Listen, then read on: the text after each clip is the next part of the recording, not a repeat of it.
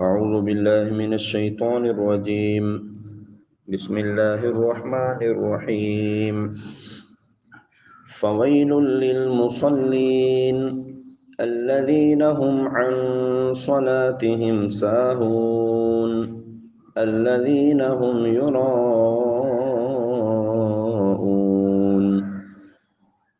تو ان نمازیوں کے لیے خرابی ہے جو اپنی نماز سے غافل ہیں اور جو دکھاوا کرتے ہیں۔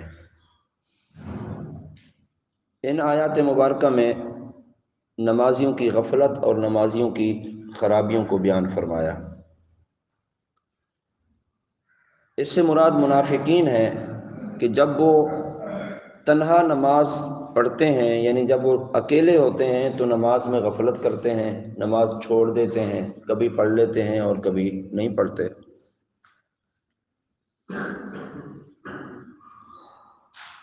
کیونکہ اس کے فرائض کا اعتقاد نہیں رکھتے، منافقین نماز کے فرض ہونے کا اعتقاد نہیں رکھتے، اور جب وہ لوگوں کے سامنے ہوتے ہیں تو بڑے نمازی بنتے ہیں، لمبی لمبی نمازیں ادا کرتے ہیں، اپنے آپ کو نمازی ظاہر کرتے ہیں اور انہیں دکھانے کے لیے اٹھ بیٹھ لیتے ہیں۔ حقیقت میں یہ لوگ نماز سے غافل ہیں۔ اللہ تعالیٰ نے قرآن مجید فرقان حمید میں ارشاد فرمایا فَخَلَفَ مِن بَعْدِهِمْ خَلْفٌ أَضَاعُوا الصَّلَاةَ وَاتَّبَعُوا الشَّهَوَاتِ فَسَوْفَ يَلْقَوْنَ غَيًّا۔ فرمایا تو ان کے بعد وہ نالائق لوگ ان کی جگہ آئے جنہوں نے نمازوں کو ضائع کر دیا۔ پہلے کے لوگ پکے تھے، پکے نمازی تھے، پکے دین پر چلنے والے تھے، ان کے بعد پھر ایسے نالائق لوگ آ گئے کہ جنہوں نے نمازوں کو ضائع کر دیا اور اپنی خواہشوں کی پیروی کی، تو ان قریب وہ جہنم کی خوفناک وادی جسے غی کہا جاتا ہے یہ اس میں جا کر ملیں گے۔ تو نماز میں سستی کرنے والے، نماز میں غفلت برتنے والے، یہ وادی غی ان کا ٹھکانہ ہوگا اور یہ جہنم کی خوفناک وادی ہے۔ ایک مقام پر اللہ نے ارشاد فرمایا ان المنافقین یخادعون اللہ وهو خادعهم، بے شک منافق لوگ اپنے گمان میں اللہ کو فریب دینا چاہتے ہیں اور وہی انہیں غافل کر کے مارے گا۔ جب نماز کے لیے کھڑے ہوتے ہیں تو بڑے سست کھڑے ہوتے ہیں، لوگوں کے سامنے ریاکاری کرتے ہوئے کھڑے ہوتے ہیں اور اللہ کو بہت تھوڑا یاد کرتے ہیں، درمیان میں ڈگمگا رہے ہیں، نہ ادھر ہیں اور نہ ادھر ہیں۔ جسے اللہ گمراہ کرے تو اس کے لیے کوئی بھی راستہ نہیں ہے۔ تو یہ ایک بری صفت ہے کہ نمازوں میں سستی کرنا، نمازوں میں غفلت برتنا، نمازیں چھوڑ دینا، اللہ کی عبادت سے منہ موڑ لینا، یہ انتہائی کبیر فعل ہے اور یہ منافقانہ رویہ ہے۔ نماز سے غفلت یعنی کبھی نماز پڑھ لینا اور کبھی چھوڑ دینا، اس سے بچنا چاہیے، پابندی سے نماز ادا کرنی چاہیے۔ ایک تو یہ ہے کہ یہ ایمان والوں کا وصف ہے، نماز کی پابندی کرنا یہ مسلمانوں کا وصف ہے، ایمان والوں کا وصف ہے۔ نماز میں غفلت کرنا یعنی نماز کے دوران دیگر کاموں میں سوچ و بچار میں مشغول رہنا، نماز میں کھڑے ہوئے ہیں لیکن اپنے کام کاج کی طرف ان کا ذہن بٹا ہوا ہے، تو یہ بھی ایک کبھی عمل ہے۔ اپنی توجہ نماز کی طرف کرنی چاہیے۔ شیطانی وسوسوں کو قبول کرنا، شیطان نے آ کر ذہن کو خراب کر دیا، نماز میں بھلا دیا، تو شیطانی معاملات میں پڑھنے سے اپنی نماز کی طرف توجہ کرنا یہ بہتر عمل ہے۔ اور الذین هم عن صلاتهم ساہون، جو اپنی نماز سے غافل ہے۔ نماز سے غفلت کی چند صورتیں ہیں۔ پابندی سے نماز نہ پڑھنا یہ بھی غفلت ہے، صحیح وقت پر نماز نہ پڑھنا، وقت کو چھوڑ کر وقت کو جناب ختم ہونے پر نماز پڑھنا، فرائض اور واجبات کو صحیح طریقے سے ادا نہ کرنا یہ بھی غفلت ہے، شرعی عذر کے بغیر باجماعت نماز چھوڑ دینا یہ بھی غفلت ہے، نماز کی پرواہ نہ کرنا، کبھی ٹائم ملا تو پڑھ لی، ٹائم ملا تو نہ ٹائم ملا تو نہ پڑھی، تو یہ بھی نماز میں غفلت ہے، تنہائی میں نماز قضا کر دینا، لوگوں کے سامنے نماز پڑھ لینا تو یہ بھی غفلت میں شامل ہے، شوق سے نماز نہ پڑھنا، سمجھ بوجھ کر ادا نہ کرنا، توجہ سے نماز نہ پڑھنا تو یہ بھی غفلت میں شامل ہے۔ تو اپنی نماز کو غفلت سے بچائیے، نماز اہتمام کے ساتھ پڑھیں، انہماک کے ساتھ پڑھیں، خشوع و خضوع کے ساتھ پڑھیں۔ ہم اللہ کی عبادت کر رہے ہیں، اللہ کے گھر میں کھڑے ہیں، اللہ کے حضور کھڑے ہیں، اللہ کی بارگاہ میں ہم شامل حال ہیں، تو ہماری توجہ اور ہمارے اعضاء، ہمارا جسم، ہماری نیت سب خالص ہونی چاہیے، کیونکہ ہم اللہ کی بارگاہ میں ہاتھ باندھ کے کھڑے ہیں۔ الذین هم یراؤون، جو دکھاوا کرتے ہیں، یعنی منافقین فرائض کی ادائیگی اللہ کی رضا حاصل کرنے کے لیے نہیں بلکہ لوگوں کو دکھانے کے لیے کرتے ہیں۔ تو یہ ریاکاری ہے۔ ریاکاری کسے کہتے ہیں؟ اپنے عمل کو اس ارادے سے ظاہر کرنا کہ لوگ اسے دیکھ کر عبادت گزار سمجھیں۔ کوئی بھی عمل ہے، صرف نماز نہیں، اسی طرح دیگر بھی بہت سارے اعمال ہیں، صدقہ و خیرات کا معاملہ ہے، لین دین کا معاملہ ہے، تو اس لیے ظاہری طور پر عمل کو اچھا کر دکھانا تاکہ لوگ متقی پرہیزگار سمجھیں۔ نماز کا معاملہ ہے تو لوگ نمازی سمجھیں، اس کو ریاکاری کہتے ہیں۔ جو عمل اللہ کی رضا کے لیے کیا جاتا ہے خالصتاً، اس پر ثواب بھی ملتا ہے اور اس پر برکت بھی اللہ تعالیٰ کی طرف سے نصیب ہوتی ہے۔ حضرت ابو سعید خدری رضی اللہ تعالیٰ عنہ آپ فرماتے ہیں کہ ہم لوگ مسیح دجال کا ذکر کر رہے تھے، رسول کریم صلی اللہ علیہ وسلم تشریف لائے، ارشاد فرمایا میں تمہیں ایسی چیز کی خبر نہ دوں جس کا مسیح دجال سے بھی زیادہ میرے نزدیک تم پر خوف ہے۔ صحابہ کرام نے عرض کی یا رسول اللہ بتائیے، تو ارشاد فرمایا وہ شرک خفی ہے۔ یا رسول اللہ یہ شرک خفی کیا ہے؟ یعنی چھوٹا شرک، چھپا ہوا شرک۔ یا رسول اللہ یہ شرک خفی کیا ہے؟ فرمایا آدمی نماز پڑھنے کھڑا ہوتا ہے تو اس وجہ سے طویل کرتا ہے کہ دوسرا شخص اسے نماز پڑھتا دیکھ رہا ہو، یعنی دوسرا بندہ اس کو دیکھ لے اور کہے یار ماشاءاللہ کیا نماز پڑھ رہا ہے حاجی صاحب، تو لوگوں کو دکھانے کے لیے اپنی نماز کو طویل کر دینا، فرمایا یہ شرک خفی ہے حضور صلی اللہ علیہ وسلم کی نظر۔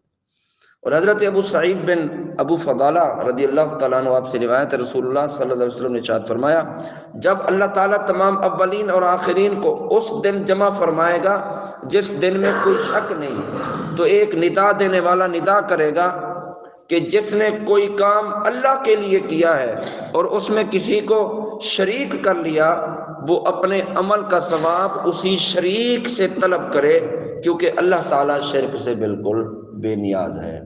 کام تو اللہ کے لیے کر رہا تھا لیکن ساتھ ساتھ نیت یہ تھی کہ یار دو چار بندے دیکھ بھی لیں تاکہ ان کو پتہ چلے کہ میں بھی یہ کام کر رہا ہوں، تو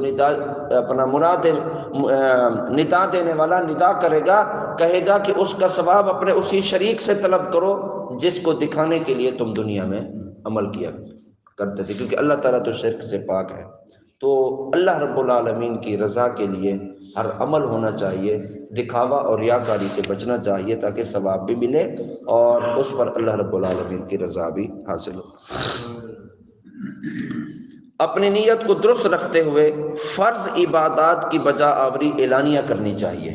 جو فرائض ہیں ان کی بجا آوری اعلانیہ کرنی چاہیے۔ اس کا یہ مطلب نہیں کہ بندہ فرض نمازیں بھی گھر میں چھپ کر پڑھے کہ یار ہم باہر پڑھیں گے تو لوگ دیکھ لیں گے، یہ تو دکھاوا ہو جائے گا، نہیں، فرائض کی بجا آوری اعلانیہ ہونی چاہیے تاکہ لوگوں کو پتہ چلے کہ یہ فرض کا وقت ہے اور سب لوگ ادا کر رہے ہیں تو ہمیں بھی ادا کرنا چاہیے۔ اور جو نوافل کی ادائیگی ہے یہ بھلے آپ پوشیدہ ادا کریں، نوافل کی ادائیگی مطلب لوگوں کے سامنے اس کو ادا کرنا کوئی اتنا ضروری نہیں ہے، بندہ چھپ کر تہجد کی نماز پڑھے، بندہ چھپ کر نوافل ادا کرے۔ تو فرائض کی ادائیگی اعلانیہ اور نوافل کی ادائیگی اگرچہ آپ چھپ کر ادا کریں اس میں کوئی حرج نہیں ہے۔ وَيَمْنَعُونَ الْمَاعُونَ، اور برتنے کی معمولی چیزیں بھی نہیں دیتے۔ پہلی آیات میں خالق کے ساتھ منافقین کا معاملہ تھا، اب اس آیت میں مخلوق کے ساتھ منافقین کا طرز عمل کہا کہ کوئی معمولی سی چیز بھی اگر کوئی مانگنے کے لیے آتا ہے تو یہ ان کو نہیں دیتے۔ معمولی چیز کیا ہے؟ یہ سوئی ہو گئی، یہ ہنڈیا ہو گئی، یہ پیالہ ہو گیا، یہ برتن ہو گیا، یا استعمال کی کوئی سی چیز معمولی کہ جس کی کوئی زیادہ اہمیت نہ ہو، اور میں اگر وہ بھی ان سے کوئی مانگنے کے لیے آتا تو اس کو نہ دیتے۔ علماء فرماتے ہیں مستحب یہ ہے کہ آدمی اپنے گھر میں ایسی چیز اپنی ضرورت سے زیادہ رکھے جن کی ہمسایوں کو ضرورت پڑتی ہے اور انہیں عادتاً دیا کرے۔ ضرورت کی چیزیں، گھریلو استعمال کی چیزیں، یہ برتن وغیرہ ہو گئے، یہ چیزیں کچھ اتنی اضافی ہونی چاہیے کہ اگر کوئی پڑوسی مانگ لے تو مانگنے سے منع نہ کریں، بلکہ اس کو اٹھا کر دے دیں اور استعمال کر کے دے دے گا۔ بہت پیاری حدیث پاک ہے، حضرت سیدہ عائشہ صدیقہ رضی اللہ تعالیٰ عنہ آپ فرماتی ہیں، میں نے عرض کیا رسول اللہ صلی اللہ علیہ وسلم کون سی چیز ہے جس کا منع کرنا حلال نہیں؟ ارشاد فرمایا وہ پانی ہے، وہ نمک ہے اور آگ ہے۔ پانی، نمک اور آگ۔ آپ فرماتی ہیں میں نے عرض کیا رسول اللہ پانی کو تو ہم سمجھ گئے کہ کوئی بھی پانی مانگے اس کو پانی دے دو، یہ نمک اور آگ کا کیا مطلب ہے؟ ہم کیا نمک اٹھا کر دے دیں؟ کیا ہم آگ اٹھا کر دے دیں؟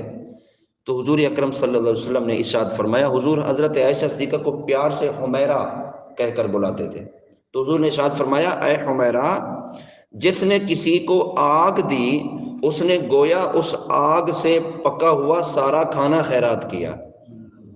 آگ دینے کا مطلب یہ ہے کسی کو کھانا اٹھا کر دے دیں، آگ پر پکا ہوا ہوتا ہے نا کھانا، تو کھانا اٹھا کر خیرات کر دیں، کسی کو دے دیں، اس کا یہ مطلب ہے۔ اور جس نے کسی کو نمک دیا اس نے گویا سارا وہ کھانا خیرات کیا جسے اس نمک نے لذیذ بنایا تھا۔ تو نمک دے دینا یہ بھی بہتر، نمک ملا ہوا کھانا دے دینا یہ اور زیادہ بہتر ہے۔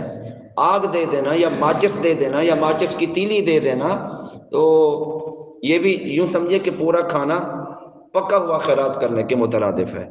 اور فرمایا جس نے کسی مسلمان کو ایک گھونٹ پانی وہاں پلایا جہاں عام پانی ملتا ہے، ہمارے یہاں پانی عام ملتا ہے، تو کوئی کسی کو ایک گھونٹ پانی پلا دے تو حضور نے ارشاد فرمایا گویا ایک غلام آزاد کیا اس نے۔